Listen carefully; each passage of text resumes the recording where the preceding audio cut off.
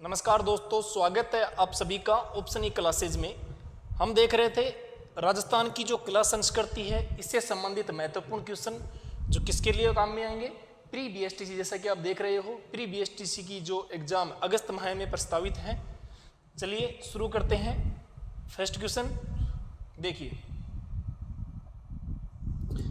पहला क्वेश्चन है अबलीमीणी का महल किस जिले में स्थित है। अबलीमीणी का जो महल है जिसे हम राजस्थान का दूसरा ताजमहल या छोटा ताजमहल या फिर दूसरा या छोटा या फिर मिनी ताजमहल के नाम से जानते हैं, या फिर हाड़ौती के अंतर्गत होने के कारण इसे हाड़ौती का ताजमहल भी कह सकते हैं। हाड़ौती का ताजमहल भी कह सकते हैं। देखिए, इसका निर्माण है वो एक हाड़ा शासक हुए थे या हाड़ा चौहान, हाड़ौती के एक हाड़ा चौहान हुए थे जिनका नाम था मुकुंद राव। मुकुंद राव ने अपनी जो रानी थी अबलीमीणी, इन्हीं के नाम पर एक महल बनाया जिसे कहते हैं अबलीमीणी का महल। इसके पीछे एक कहानी है कि एक दिन जो मुकुंद राव थे शिकार करने के लिए गए हुए थे। शिकार करते समय इनकी निगाह एक राजकुमारी पर पड़ती है जो अबलीमीणी, जिसका नाम अबलीमीणी था, और वो मोहित हो जाते हैं। फिर इन्हीं की याद के अंतर्गत एक अबलीमीणी का महल बनाते हैं जिसे हम राजस्थान का छोटा ताजमहल या मिनी ताजमहल नाम दे देते हैं। ये कहाँ बनवाया गया था? तो कोटा के अंदर। तो ध्यान रखना, ये सब चीजें अबलीमीणी के महल के बारे में आपसे पूछी जा सकती है। आंसर सही हो जाएगा आपका कोटा। देखते हैं अगला क्वेश्चन। देखिए, हवा महल। देखिए, जयपुर स्थित हवा महल का निर्माण किसने करवाया था?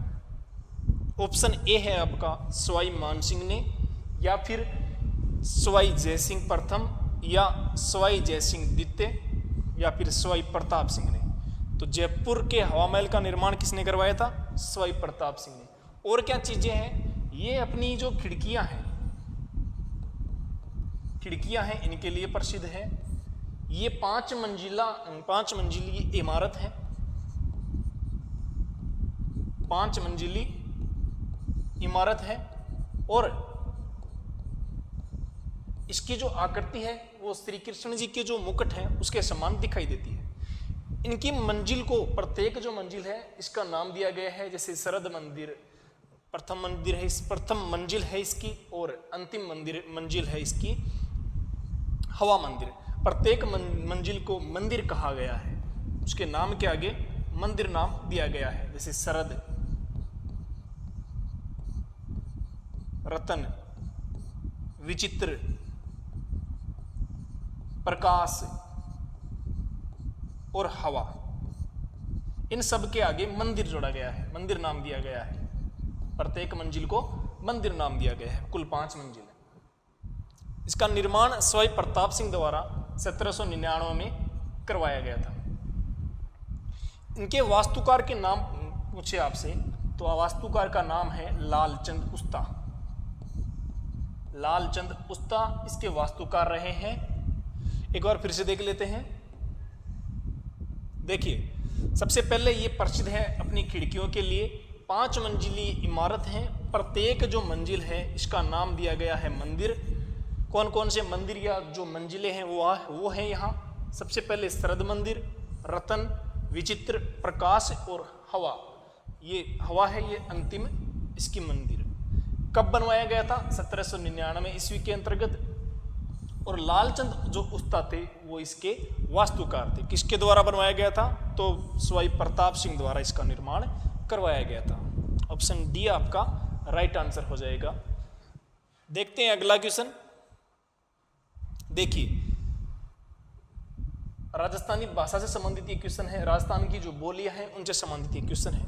थली और गोडवाड़ी बोलियां किसकी उपबोलियां हैं?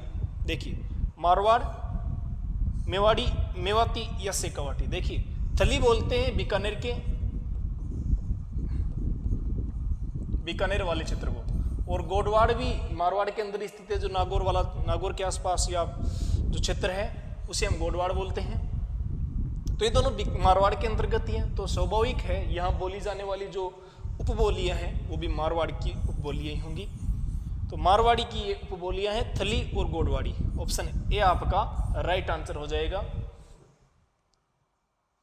अगला क्वेश्चन देखिए, ओसिया के जैन मंदिर किस जिले में स्थित है? ओसिया के जो जैन मंदिर है वो स्थित है सचिया जोधपुर के अंदर। सचिया जोधपुर के अंदर। इनका निर्माण कब करवाया गया था? तो इनका निर्माण था वो महामारू शैली के अंदर करवाया गया था। महामारू शैली,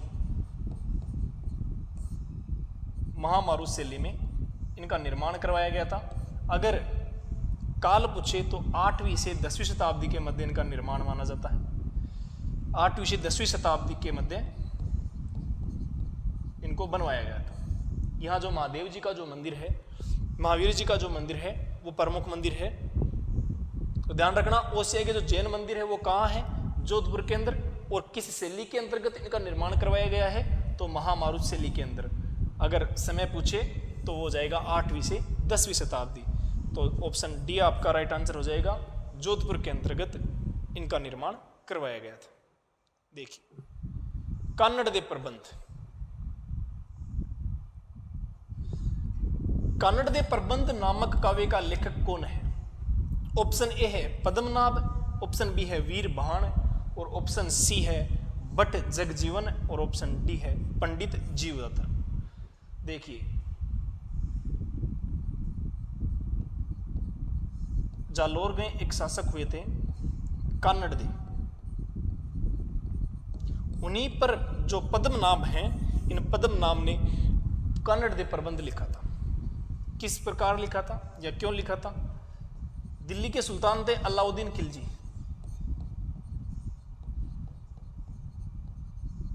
अलाउद्दीन खिलजी, इन्हीं की एक पुत्री थी फिरोजा, और जो कन्नड़ दे थे इनके भाई थे वीरमदेव। वीरमदेव।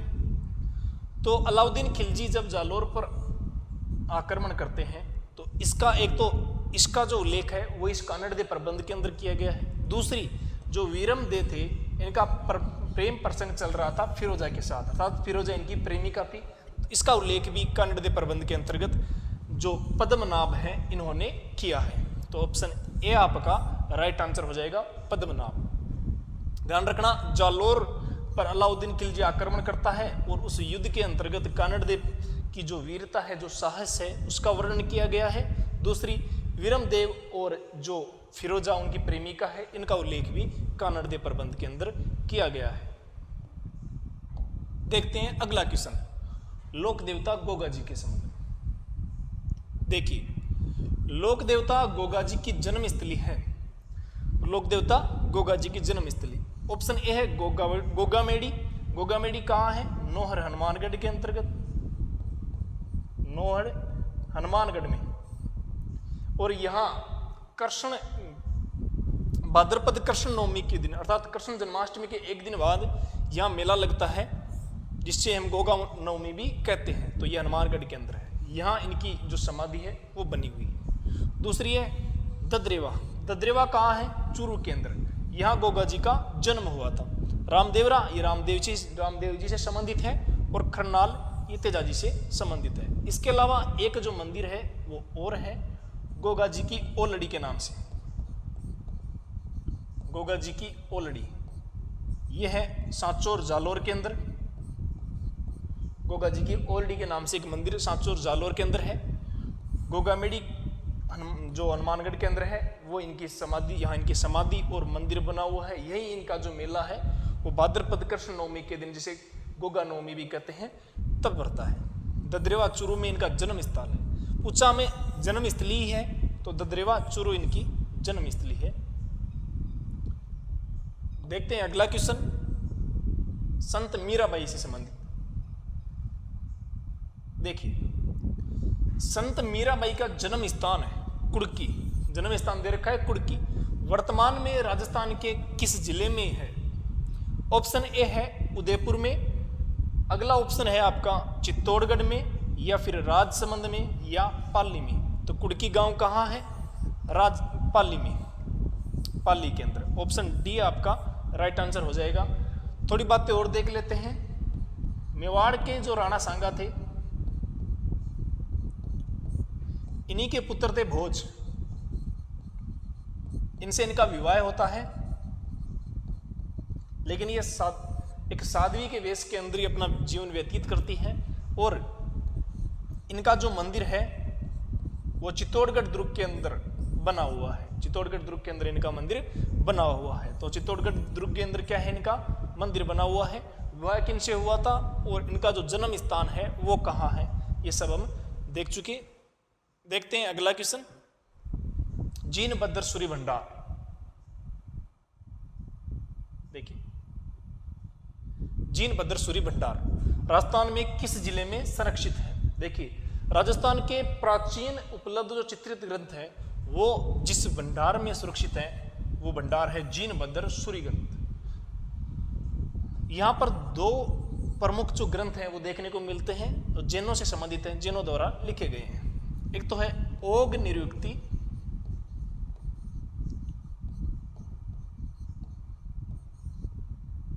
वर्ती, ओग निरुक्ति वर्ती। दूसरा है 10 वेकाली का सूत्र चूर्णी, 10 वेकाली का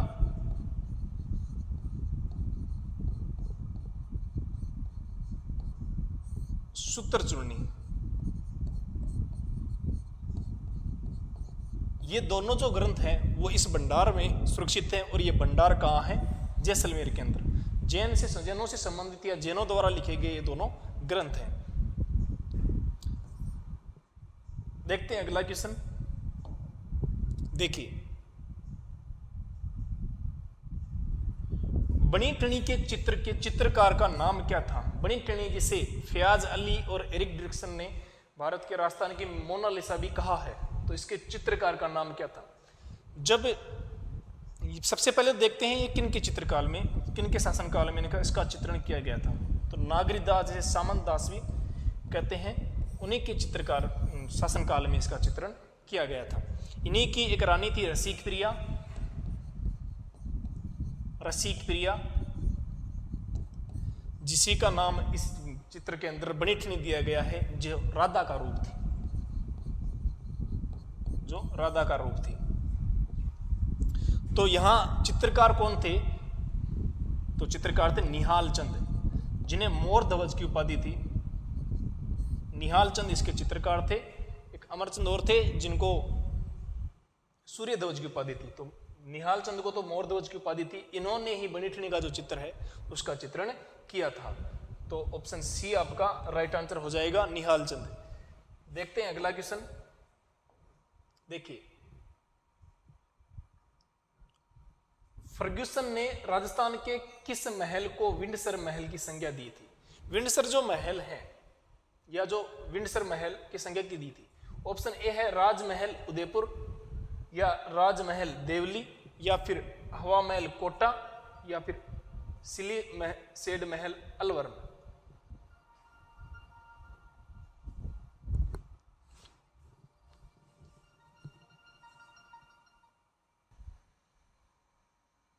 देखिए फर्ग्यूसन ने राजस्थान के किस महल को विंडसर महल की संज्ञा दी?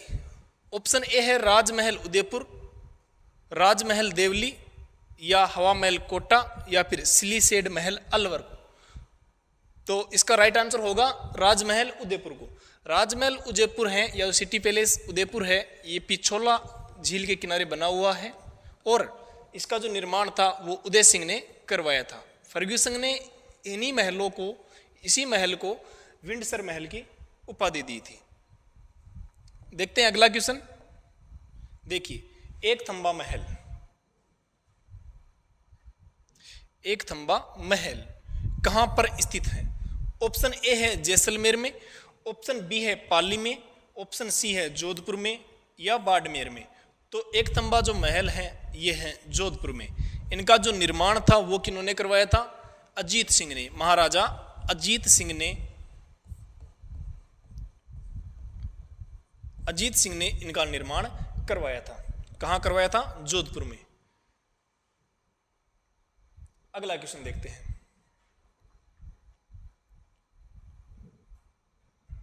बूंदी के रंग महल का निर्माण किसने करवाया था? बूंदी के जो रंग महल हैं इनका निर्माण किसने करवाया था? तो महाराव विष्णु सिंह ने, या महाराजा सूरजमल ने, या फिर महारावल शिव सिंह ने, या फिर महाराव छत्रसाल जिन्हें हम शत्रुसाल के नाम से भी जानते हैं, इन्होंने। तो बूंदी के जो रंग महल है इनका निर्माण करवाया था छत्रसाल ने या शत्रुसाल ने। ये जो रंग महल है ये अपने भित्ति चित्रों के लिए प्रसिद्ध है,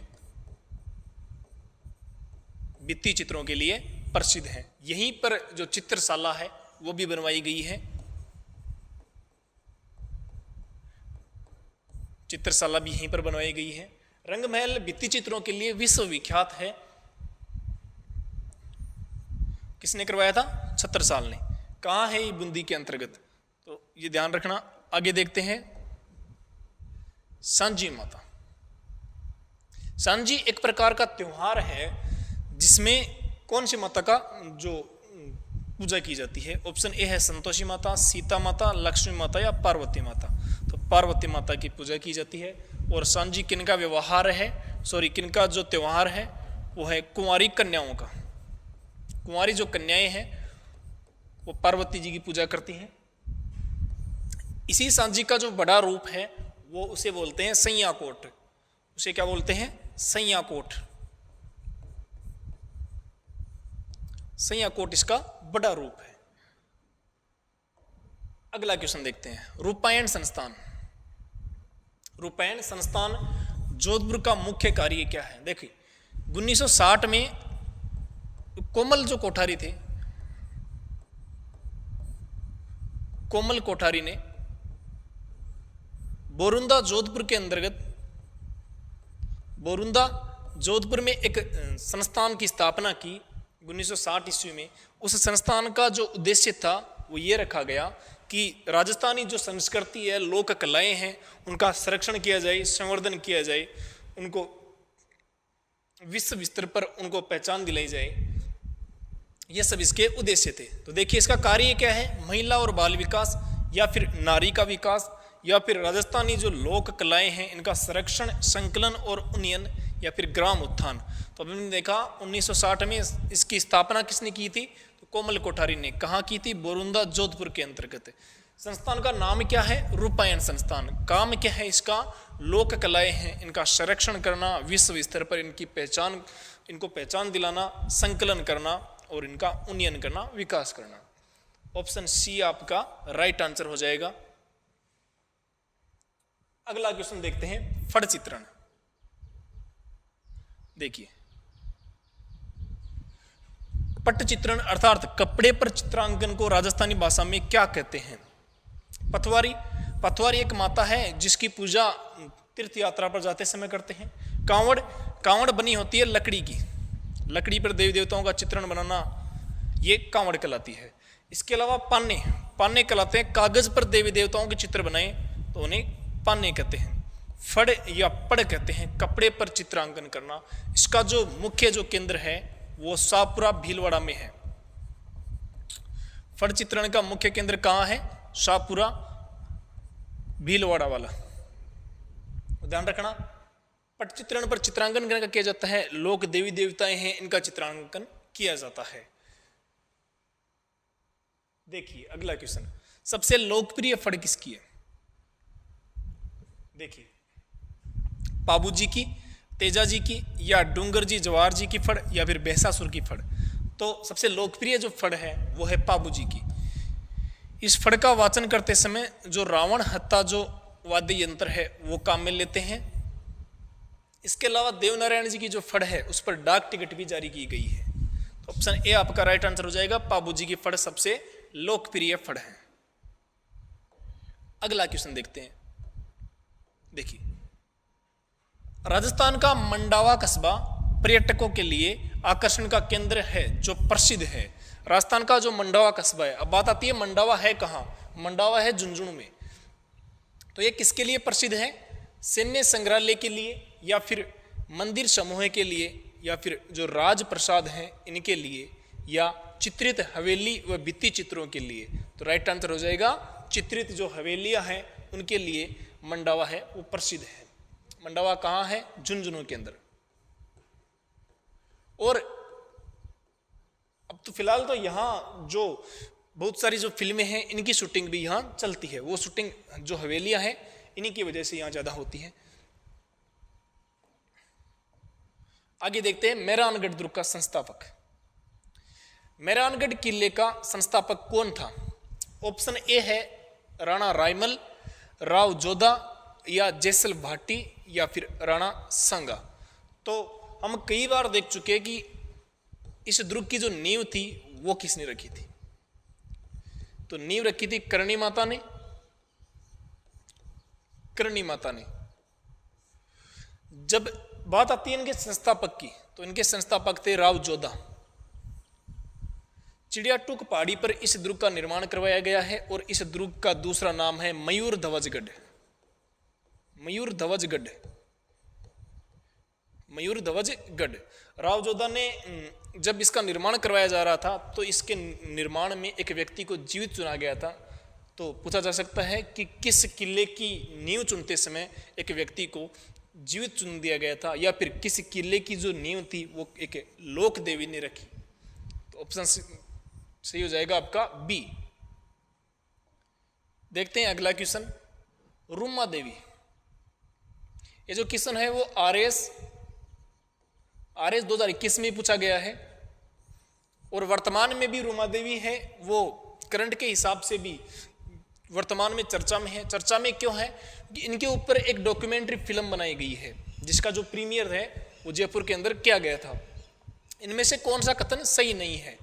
उन्हें हस्तशिल्प के क्षेत्र में जाना जाता है, हस्तशिल्प या हस्तकला के क्षेत्र में इनको ख्याति प्राप्त है, या वे जसरापुर खेतड़ी गांव में पली बढ़ी थी? तो नहीं, इनका जो जन्म था वो हुआ था बाड़मेर में। या फिर उन्हें भारत के राष्ट्रपति द्वारा 2018 में नारी शक्ति पुरस्कार से सम्मानित किया गया था। बिल्कुल सही है, राष्ट्रपति महोदय ने इनको नारी शक्ति पुरस्कार है इससे नवाजा था, सम्मानित किया गया था। उन्होंने हजारों महिलाओं के रोजगार को बढ़ावा देने में अहम भागीदारी निभाई थी। बिल्कुल सही। इसी कारण इनको नारी जो शक्ति पुरस्कार है वो दिया गया था। कब दिया गया था ये भी ध्यान रखना, 2018 में। गलत क्या है? इनका जन्म था वो बाड़मेर में ही हुआ था। तो ऑप्शन बी आपका राइट आंसर हो जाएगा। ये जसरारपुर खेतड़ी की नहीं थी बल्कि बाड़मेर की थी। ध्यान रखना, रूमा देवी वर्तमान में भी क्यों प्रचलित है? क्योंकि इनके ऊपर डॉक्यूमेंट्री फिल्म बनाई गई है। धन्यवाद, शुक्रिया।